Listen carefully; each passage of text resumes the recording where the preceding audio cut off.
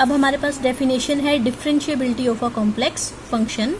मान लो f z कोई भी सिंगल वैल्यूड कॉम्प्लेक्स फंक्शन है defined in a domain D, तो हम कब कहेंगे कि f z is differentiable at a point z naught belongs to D if this tends to a finite limit as z tends to z naught in any manner. In any manner का मतलब चाहे Z Z note को किसी भी path से approach करे, ये जो इंक्रीमेंट रेशियो है ये हमेशा एक फाइनाइट लिमिट को टेंड करना चाहिए, जिसमें जेड भी किसका पॉइंट होना चाहिए, डोमेन डी का।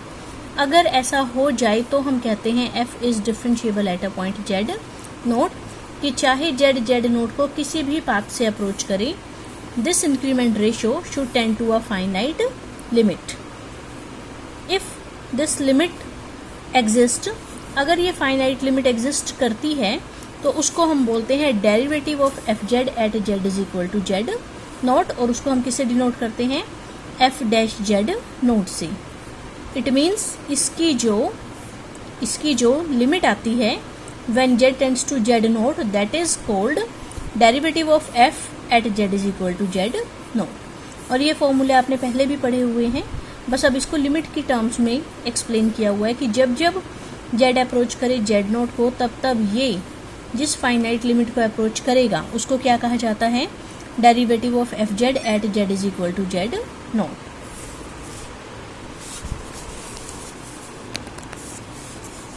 जैसे इसमें एक एग्जांपल दिया हुआ है कि एफ जेड एक फंक्शन दे रखा है, एफ डैश जेड निकालना है।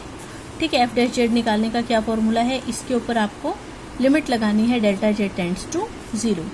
तो f of z plus delta z, ये तो एफ ऑफ जेड है, जेड को रिप्लेस करेंगे जेड प्लस डेल्टा जेड से तो ये आ जाएगा। ठीक है, एफ ऑफ जेड ये आ गया, F of z plus delta z ये आ गया, एफ ऑफ जेड ये आ गया, डिवाइडेड बाई डेल्टा जेड। इसको खोल के जो कटा उसको काट दिया, फिर डेल्टा जेड से डिवाइड करके ये बच गया, और फिर दोनों साइड लिमिट लगा दो डेल्टा जेड टेंड्स टू 0। ये 0 हो जाएगा, ये 0 ये 0, तो ये हमारा क्या आ जाएगा, एफ डैश जेड। अगली थ्योरम है every differentiable function is continuous. Result हमने सुना तो बहुत बार है, अब हम इसका प्रूफ करेंगे। तो हमने लिया let f z is a differentiable function at z naught, और हमें प्रूफ करना है f should be continuous at z naught. ठीक है, डिफरेंशिएबल एट जेड नोट की डेफिनेशन लगा दी कि इस फंक्शन की जो लिमिट है वो एग्जिस्ट कर रही है, फाइनाइट है, और ये उसकी लिमिट आ रही है। ठीक है, नाउ अब हम इनके डिफरेंस के ऊपर लिमिट लगा के देखते हैं कि क्या आंसर आएगा। इसको हमने जेड माइनस जेड नोट से मल्टीप्लाई और डिवाइड किया, ये लिमिट इसके ऊपर अलग से लग गई, इसके ऊपर अलग से लग गई। इसकी वैल्यू है एफ डैश जेड नोट, लेकिन इसमें जब जेड अप्रोच करेगा जेड नोट को तो इस पूरे की लिमिट कितनी आ जाएगी, 0। ठीक है, जेड अप्रोच कर रहा है जेड नोट को तो इसकी लिमिट कितनी आ गई, 0, 0 इंटू समथिंग 0। इसका मतलब इस फंक्शन की लिमिट 0 आ रही है, लेकिन लिमिट तो सिर्फ इसके ऊपर है क्योंकि इसमें तो जेड आ ही नहीं रहा, तो ये लिमिट के बाहर आ जाएगा और फिर इसको राइट साइड पे शिफ्ट कर देंगे, तो ये हो जाएगा limit of f z is equal to f of z naught. और यही कंटिन्यूटी की डेफिनेशन होती है, this implies f is continuous at the point z note.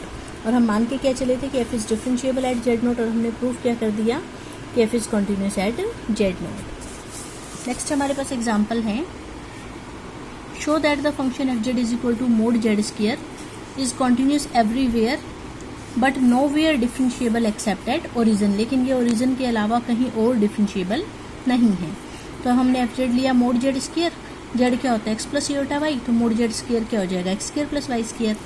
इसमें इमेजिनरी पार्ट तो हमारा है नहीं, तो इसको मैंने आयोटा इंटू 0 लिख दिया, तो ये हमारा u हो गया और ये हमारा v हो गया। ठीक है, u एक्स वाई हो गया, ये v एक्स वाई हो गया 0। नाउ एफ जेड जो है वो ऑब्वियसली कॉन्टिन्यूस फंक्शन तो है ही है। ठीक है, नाउ अब हम एफ डैश जेड नोट निकालते हैं।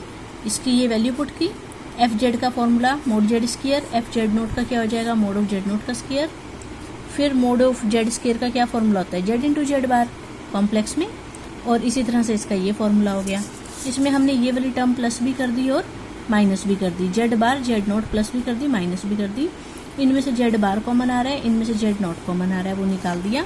फिर ये जो नीचे वाली टर्म है इसके अपॉन में भी कर दी और इसके अपॉन में भी कर दी, तो हम यहाँ तक आ गए। ठीक है, फिर हमने मान लिया कि मान लो जेड माइनस जेड नोट की वैल्यू कितनी ले ली, L cos theta plus iota sine theta. इसका बार करेंगे, बार का मतलब कॉम्प्लेक्स कॉन्जुगेट, तो इयोटा रिप्लेस हो गया माइनस इयोटा से। फिर इन दोनों को डिवाइड किया तो एल से एल कट गया, ऊपर बनेगा cos theta minus aorta sine theta, नीचे बनेगा कोस theta plus aorta sine theta. उसको रैशनलाइज करेंगे तो ये आ जाएगा, ठीक है। और इसकी वैल्यू उठाकर हमने यहाँ पुट कर दी तो ये आ गया हमारे पास। अगर ये लिमिट एग्जिस्ट करती होती, ठीक है, अगर ये वाली लिमिट एग्जिस्ट करती होती तो ये इस चीज़ पर डिपेंड ना करती कि जेड जेड नोट को किस रास्ते से अप्रोच कर रहा है, क्योंकि लिमिट एग्जिस्ट करने का तो मतलब ही यही है कि चाहे जेड जेड नोट को किसी भी रास्ते से अप्रोच करे, फंक्शन की जो लिमिट है वो हमेशा यूनिक और फाइनाइट आनी चाहिए, ठीक है। लेकिन जो लास्ट वाली टर्म है वो तो थीटा के ऊपर डिपेंड करेगी, ठीक है। इसका मतलब इसका यूनिक आंसर नहीं आएगा। जैसे जैसे आप थीटा चेंज करते जाओगे वैसे वैसे इस पूरे फंक्शन की लिमिट जो है वो अलग अलग आती जाएगी। इसका मतलब कि इस फंक्शन की लिमिट एग्जिस्ट नहीं कर रही, इसका मतलब फंक्शन हमारा डिफरेंशिएबल नहीं है। लेकिन अगर जेड नोट ओरिजिन होता मान लो, क्योंकि इन्होंने ये कहा ना कि ओरिजिन पर तो डिफरेंशिएबल हो और कहीं ना हो, अगर जेड नोट ओरिजिन होता 0 0 होता तो ये तो खत्म ही हो जाता ये हिस्सा, अब तो थीटा बचा ही नहीं, ठीक है। इसका मतलब अब इस सिचुएशन में फंक्शन की लिमिट एग्जिस्ट कर जाएगी और वो फाइनाइट भी होगी, यूनिक भी होगी। इट मीन्स फंक्शन ओरिजिन पर तो डिफरेंशिएबल है लेकिन ओरिजिन के अलावा और कहीं डिफरेंशिएबल नहीं है। नेक्स्ट एग्जाम्पल है, prove that f z is equal to z bar is nowhere differentiable. ये फंक्शन कहीं पर भी डिफरेंशिएबल नहीं होना चाहिए बट कॉन्टिन्यूस एवरीवेयर है। कंटिन्यूटी तो इसकी हमने अभी प्रूफ भी करके दिखाई थी, ठीक है। तो कंटिन्यूटी का तो ये सिंपल सा प्रूफ है जो भी अभी हमने करके भी दिखाया था। मेन अब हमें दिखाना है इसकी डिफरेंशिएबिलिटी का, ठीक है। हमने एफ डैश जेड नोट का फॉर्मूला लिख दिया, ठीक है। F of z note plus delta Z की वैल्यू यहाँ से निकल जाएगी, एफ ऑफ जेड नोट की भी यहाँ से निकल जाएगी। फिर ए प्लस बी का बार, ए का बार प्लस बी का बार, उस फॉर्मूले से इसको खोल दिया, ये टर्म कट गई, ये बच गया। अब हम करके देखते हैं। मान लो एक बार डेल्टा जेड अप्रोच कर रहा है 0 को अलोंग एक्स एक्सिस और एक बार along Y axis, along the path parallel to X axis, और यहाँ पर है along the path parallel to Y axis. X axis के पैरेलल जो लाइंस होती है उनमें y इज इक्वल टू के होता है और वाई एक्सिस के पैरेलल जो लाइंस होती है उसमें x इज इक्वल टू के मतलब कुछ भी 1 2 3 4 कुछ भी, ठीक है। Then delta Z is equal to x plus delta x plus aorta Y minus x plus aorta Y. Delta Z क्या होता है, जो जेड में इंक्रीमेंट हुआ, Z plus delta Z minus Z, ठीक है, Z plus delta Z minus Z. लेकिन यहाँ तो y कांस्टेंट है, y में तो कोई चेंज आएगा ही नहीं, ठीक है। तो y वाला कोऑर्डिनेट तो y ही रह गया, x वाले कोऑर्डिनेट में चेंज आ गया x प्लस डेल्टा एक्स, ठीक। कट कटा के ये बच गया डेल्टा एक्स। इनकी वैल्यू हमने यहाँ पुट करी, डेल्टा एक्स का बार भी डेल्टा एक्स ही आएगा, delta x by delta x cut के 1 आ जाएगा। अगली बार हमने कहा ये अलोंग है, let delta z tends to 0 along the path parallel to Y axis, इसमें x की वैल्यू k है। अब की बार x कोऑर्डिनेट में चेंज नहीं आएगा, y कोऑर्डिनेट में चेंज होगा, ठीक है। तो ये हो गया x plus iota y plus delta y minus x plus iota y। ये रिप्रेजेंट कर रहा है z प्लस डेल्टा z को और ये z को, और z से z कट के वो डेल्टा z बच जाएगा। इसको सॉल्व किया, ये आया अयोटा डेल्टा y, इसका बार करेंगे तो आएगा माइनस अयोटा डेल्टा y, दोनों को डिवाइड करेंगे तो -1 बचेगा, लिमिट लगाने पर -1। इट मीन्स एक तरीके से ये लिमिट 1 आ रही है और एक तरीके से लिमिट -1 आ रही है। इसका मतलब इसकी जो लिमिट है वो ही यूनिक नहीं आ रही है, इसका मतलब फंक्शन डिफरेंशिएबल नहीं है।